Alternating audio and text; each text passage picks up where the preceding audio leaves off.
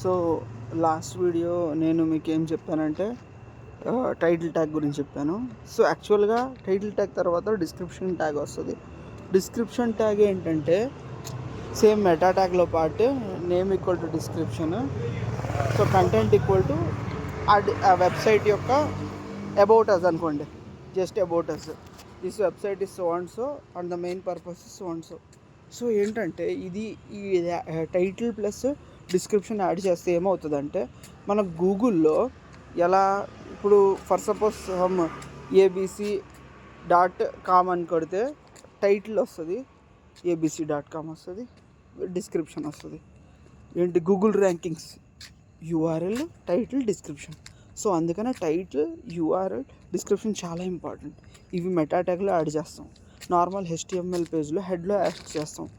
కోడ్లో కనిపించదు కానీ గూగుల్ చాలా హెల్ప్ అవుతుంది ర్యాంకింగ్కి. అవి మనకి సెర్చ్లోకి వస్తుంది. సో అందుకనే గుర్తుపెట్టుకోండి. Okay, description is also very important.